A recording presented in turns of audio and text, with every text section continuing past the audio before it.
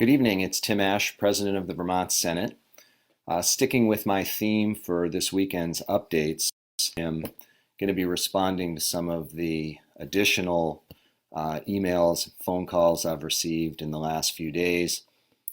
Yesterday, I dedicated the entire portion of my update to constituent input I received, calling out, highlighting people who've done impressive things to step up and serve the community, or even doing their normal jobs, but doing it under more stress, and people expressing even more appreciation than normal. I received too many to actually do yesterday, so I thought it made sense to keep with the theme. And I know that people are starting to realize that we're going to be settling in for a while in terms of the expectations of how we're able to leave our homes and when we can leave our homes. We know that the news in terms of the number of infections and people who succumb to COVID-19 in the days ahead, we expect some hard news. And so it's good to step back and reflect and show appreciation. So it's going to be a bit of a whirlwind for a moment. I think it's a lot more geographically distributed today.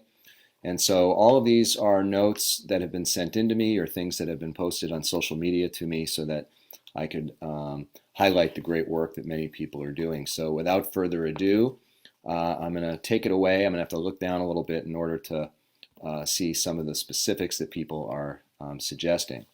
But we're going to get going here. So for starters, we've got Joanna, who says that she wants to commend the people who work at the Central Vermont Council on Aging and all the other councils on aging. She particularly wanted to say that the staff of the senior helpline are doing amazing work. Obviously, older Vermonters right now are more vulnerable and also more isolated because people can't be visiting them the same way that they normally would. So Central Vermont Council on Aging, keep up the great work. Sue says that she is wanting to show appreciation for the Boys and Girls Club of Virgins. They've been serving up hot meals every day and doing delivery for many kids. As we know, Boys and Girls Club and other facilities like it are really a safe place where they can get additional academic coaching, socialize, and healthy meals. So because they're generally shut down right now, Boys and Girls Club of Virgins being called out for the above and beyond work they're doing to serve kids. Rainbow, and that is the actual name, wants to thank the entire staff of 3 Cathedral Square Senior Living. For those of you who are not from Burlington, if you've seen a 10-story building in downtown Burlington with solar panels on the top, that is 3 Cathedral Square, and has both independent and assisted living. And Rainbow thinks they're doing a great job keeping people safe. Ashana calls out, this is a word I think is going to be one of the things like social distancing that comes out of this. The stitchers, the people making masks and gowns to step up and help people stay safe, specifically refers to, and I'm not sure if I'm going to get this word right, Swan and Stan Millinery, or Millery, I don't know what the right word is, the Tara Lynn Bridal, Joan Darling, and many more. So Ashana says thanks to them for what they're doing. Hannah wrote to say that she wanted to recognize Planned Parenthood, who are continuing to provide their range of essential health services despite the crisis around us. So thanks to all the providers at Planned Parenthood. Susan writes about her Gramps Country Store in West Topsom, and says her daughter and co-owner run Gramps Country Store, which is providing essential goods for people in a very rural community, and also called out the mom and pops doing delivery in East Orange. So those of you who are less familiar, these are very rural communities. And so if someone is unable to get to services, it's really critical that people deliver, and apparently the stores in East Orange are doing a great job. Greg wants to highlight the work of the staff at the Champlain Valley Expo. As we know, they have been both an early additional site for testing. The drive-through testing concept was really first done at scale there. And they've also now are hosting a 400-bed surge hospital facility staffed by the National Guard. So Greg wants to commend the staff who have allowed all that to happen without a hitch so far.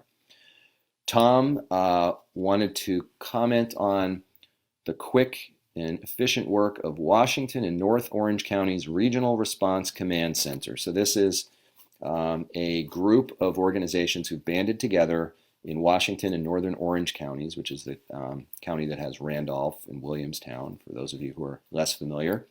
And they have banded together to create one call center so that people with whatever needs can easily get the services that they need. And I know that Capstone Community Action and Down Street Housing, which is a nonprofit housing organization, and a number of other players have helped make that happen to support the work of our Emergency Operations Center and others. Jean wants to say that her sister-in-law and all the other people who deliver packages for work deserve special recognition, and then mentions that in addition to doing their jobs, they're losing one of the best parts of the job, which is the interaction with customers. So while they're putting themselves at risk, they don't get the upside of being able to engage in the same way with customers, and wanted their work and the risk they're putting themselves under to be recognized. Steve wants to thank all the staff at Northeast Kingdom Human Services. This is an organization that provides mental health and treatment services to people in the northeastern counties of Vermont. So thank you, Steve. Mary, this is going to be a bit of a mouthful on my part, because Mary wants to thank all the member organizations of the Vermont Network Against Domestic and Sexual Violence. So in a second, I'll say all the list of names that she highlighted, but one of the things that we're very worried about is that as people are confined in their homes and restricted in their movement, we're worried that there could be a rise in cases of domestic violence or sexual violence, and obviously we all want to be on guard against that. And so the organizations that Mary highlights that fall into that category, and some of these are acronyms: AWARE, CIRCLE, the Clarina Howard Nichols Center, HopeWorks, Pride Center's Safe Space Program, PAVE, the New Story Center, the Sexual Assault Crisis Team, Steps to End Domestic Violence, which is otherwise more quickly referred to as STEPS, Umbrella, Voices Against Violence, which is a program at CVOEO, Women Safe, and the Women's Freedom Center. So thanks, Mary, for highlighting that important work. And they also do shelter services in addition to fielding calls and doing crisis interventions. Tom wanted to recognize USCRI, that is the former Vermont Refugee Resettlement Program, who stood up something they called the Vermont Neighbor Relief Fund. So they're soliciting donations to be able to help recently arrived refugees who have been supported through USCRI's work, who have additional needs at this time, and maybe also confused about what is allowed and what isn't. So thank you, Tom, for highlighting USCRI Vermont. We had a shout out to the Brattleboro Area Mutual Aid Group. So all across the state, we know that community members have risen up spontaneously in some cases and organically to create mutual aid, meaning someone can say what their needs are, and then someone else who has the capacity to provide resources or to deliver things or pick up, things like that, they can be matched together. So at the Brattleboro Area Mutual Aid, it's Jennifer, Angela, and Erin apparently are the co-conspirators who made that happen, so thank you to them.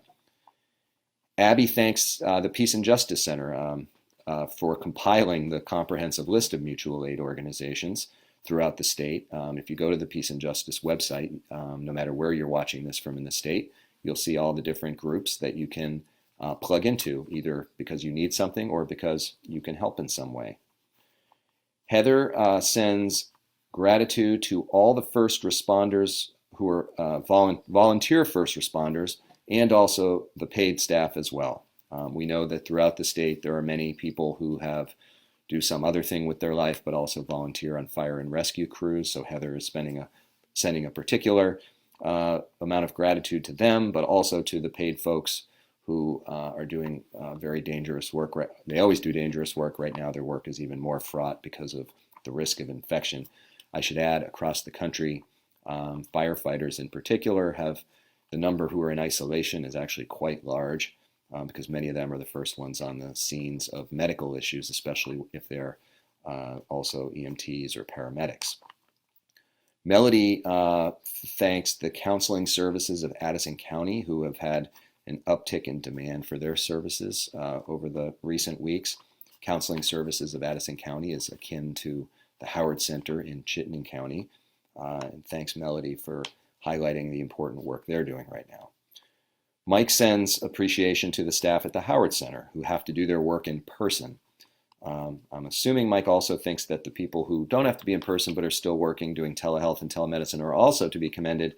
But obviously not all jobs in mental health services can be done over the phone or video. So Mike says that those who have to be in a physical location for their work deserve special recognition. Randy sends gratitude to the staff at the Franklin County Home Health. That is essentially a visiting nurse organization. That's what many people would know be more familiar with. Franklin County Home Health provides visiting nurse and hospice kinds of services in Franklin County in the St. Albans area. On the same theme, Bobby sends his thanks to the folks at Orleans, Essex, VA, and hospice. Visiting nurse and hospice, who do similar work in the Orleans and Essex counties. And I should say that in Essex County, for those of you who know your Vermont geography, there's a lot of distance between people. And so people who are visiting nurse workers in home health in that region of the state often are driving great distances to be able to see their clients. So thank you to them. Pete says he wants to thank the crew at Grace Cottage for all that they're doing during this crisis. Grace Cottage is a hospital in Townsend, Vermont. So I've been to it twice, once when I worked for Bernie Sanders and once for a meeting several years ago. It's a rather small hospital, but a really vital element to the community in Townsend and some of the surrounding hill towns. So thanks, Pete, for mentioning them.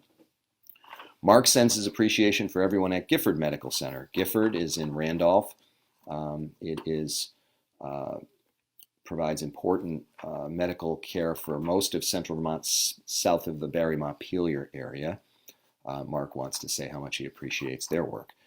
Joey is appreciative of all, this is, I think, an interesting submission. Joey's appreciative of all the workers at the gas station / convenience stores on Riverside Ave in Burlington, and says she'll always think differently about their work after this crisis is over. And I hope that's true, and I hope that's true for all of us.